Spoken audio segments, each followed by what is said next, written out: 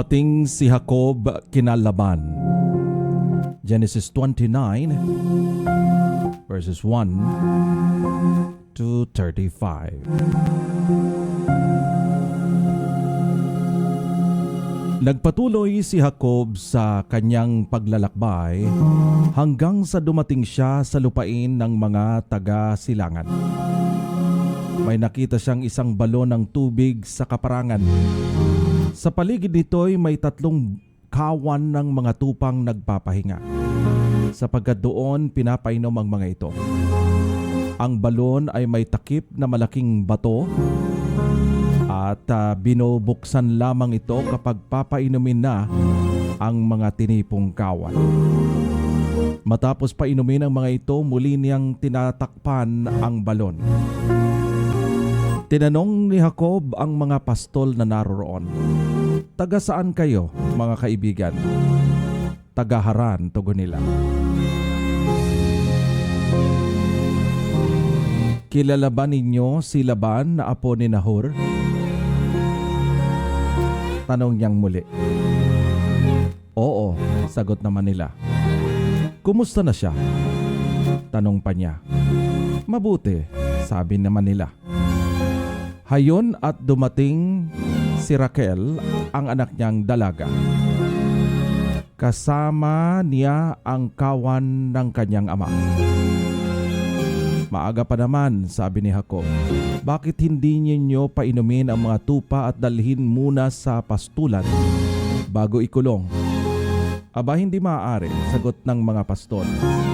"Ang lahat ng pastol ay kinakailangang narito bago buksan ang balon, saka pa lamang kami maaaring magpainom." Nakikipag-usap pa si Jacob nang dumating si Raquel, nakasama ang kawan ng kanyang ama. Nang makita ni Jacob si Raquel, nakasama ang kawan ni Laban, binuksan ni Jacob ang balon at pinainom ang mga tupa. Pagkatapos ay nilapitan niya ang dalaga at hinadkan. Napaiyak siya sa tuwa.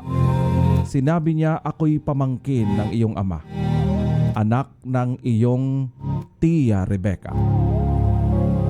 Patakbong umuwi si Raquel at ibinalita ito sa ama. Sinalubong naman agad ni Laban ang kanyang pamangkin. Niyakap niya ito at hinagkan, saka isinama sa kanila. Nang maisalaysay ni Jacob ang lahat, sinabi sa kanya ni Laban, "Tunay na ikaw ay laman ng aking laman at dugo ng aking dugo." At doon siya tumira sa loob ng 1 buwan. Pagkalipas ng 1 buwan, sinabi ni Laban kay Jacob, "Hindi dahil magkamag-anak tayo ay pagtatrabahuin kita ng walang bayad. Magkano bang dapat kong sweldo sa iyo?" Si Laban ay may 2 anak na dalaga, si Leah ang nakatatandaan at si Raquel ang nakababata. Mapupungay ang mga mata ni Leah, ngunit mas maganda at kaakit-akit si Raquel. Nabighani si Jacob kay Raquel, kaya't ang sabi niya kay Laban, "Paglilingkuran ko kayo ng 7 taon para kay Raquel." Sinabi ni Laban, "Mas gusto ko ngang ikaw ang mapangasawa niya kaysa iba. Sige, dumito ka na." 7 taong naglingkod si Jacob upang mapakasa kanya si Raquel.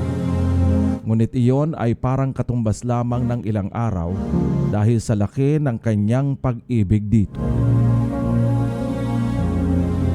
Sinabi ni Jacob kay Laban, "Dumating na po ang panahong dapat kaming makasal ng iyong anak." Naghanda ng malaki si Laban at tinaniyahan ng lahat ng mga taga roon. Ngunit ng gabing iyon, hindi alam ni Jacob na ang pinasiping sa kanya ay si Leah, sa halip na si Raquel. Ibinigay naman ni Laban kay Leah ang alipin nitong si Selfa.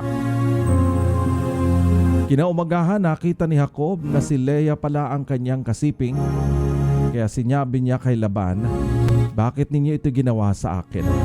Bakit ninyo ako nilinlang? Naglingkod ako sa iyo para kay Raquel, hindi po ba? Sumagot si Laban, hindi kaugalian dito sa amin na mauna mag-asawa ang nakababatang kapatid. Patapusin mo muna ang sanlinggong pagdiriwang na ito at pagkatapos ay ibibigay ko sa iyo si Raquel kung maglilingkod ka sa akin ng 7 taon pa. Sumang-ayon naman si Jacob at nang matapos ang pagdiriwang, ibinigay nga sa kanya ni Laban si Raquel bilang asawa. Ibinigay rin ni Laban kay Raquel ang alipin nitong si Bilha. Sa wakas, naangkinan ni Jacob si Raquel. Mas mahal niya ito kaysa kay Leah, kaya't naglingkod pa si Jacob kay Laban ng 7 taon pa. Alam ni Yahweh na si Leah ay di gaanong mahal ni Jacob, kaya't niloob niyang magkaanak na ito, samantalang si Raquel ay baog. Lalaki ang unang anak ni Leah. Ang sabi niya, nakita ni Yahweh ang aking suliranin. Ngayon tiyak na mamahalin ako ng aking asawa. Kaya't Ruben ang ipinangalan niya rito. Nagdalang tao siyang muli at lalaki na naman ang kanyang naging anak. Kanyang sinabi, kaloob din ito sa akin ni Yahweh, dahil narinig niyang ako'y hindi mahal ng aking asawa. Kaya tinawag naman niya itong Simeon. Muling nagdalang tao si Leah at lalaki uli ang naging anak. Sinabi niya, lalo akong mapapalapit sa aking asawa sapagkat 3 lalaki na ang aming anak. At tinawag niya itong Levi. Nagdalang tao siyang muli at lalaki pa rin ang kanyang anak. Sinabi niya, ngayon pupurihin ko si Yahweh. Kaya tinawag niya itong Judah. Pagkatapos nooy, hindi na siya nagkaanak.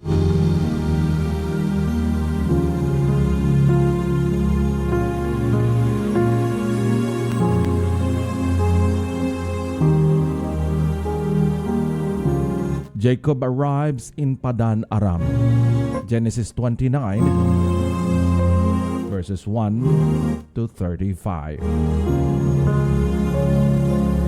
Then Jacob continued on his journey and came to the land of the eastern peoples. There he saw a well in the open country, with 3 flocks of sheep lying near it, because the flocks were watered from that well. The stone over the mouth of the well was large. When all the flocks were gathered there, the shepherd would roll the stone away from the well's mouth and water the sheep. Then they would return the stone to its place over the mouth of the well. Jacob asked the shepherd, "My brothers, where are you from?" "We're from Haran," they replied. He said to them, "Do you know Laban, Nahor's grandson?" "Yes, we know him," they answered. Then Jacob asked them, "Is he well?" "Yes, he is," they said. "And here comes his daughter Raquel with a sheep." "Look," he said, "the sun is still high. It is not time for the flocks to be gathered. Water the sheep and take them back to pasture." "We cannot," they replied, "until all the flocks are gathered and the stone has been rolled over from the mouth of the well. Then we will water the sheep." While he was still talking with them, Raquel came with her father's sheep, for what she was a shepherd.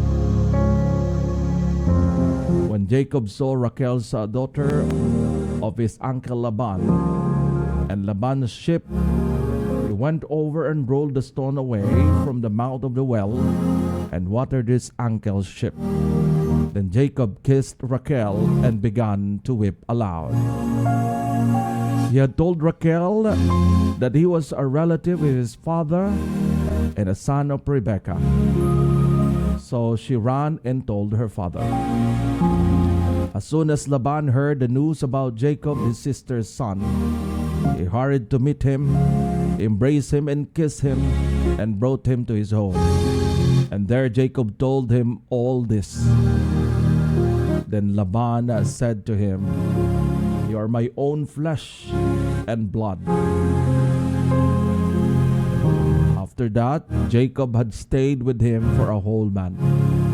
Laban said to him, "Just because you are relatives of mine, should you work for me for nothing? Tell me what your wages should be." Now Laban had 2 daughters. The name of the older was Leah, and the name of the younger was Rachel. Leah had weak eyes, but Rachel had a lovely figure and was beautiful. Jacob was in love with Rachel and said, "I'll work for you 7 years in return for your younger daughter Rachel." Laban said, "It's better that I give her to you than to some other man. Stay here with me."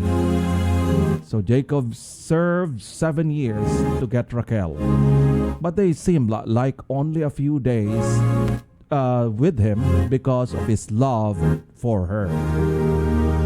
Then Jacob said to Laban, "Give me my wife. My time is completed, and I want to make love to her." So Laban brought together all the people of the place and gave a feast. But when evening came, he took his daughter Leah and brought her to Jacob, and Jacob made love to her. And Laban gave his servant Zilpah to his daughter as her attendant.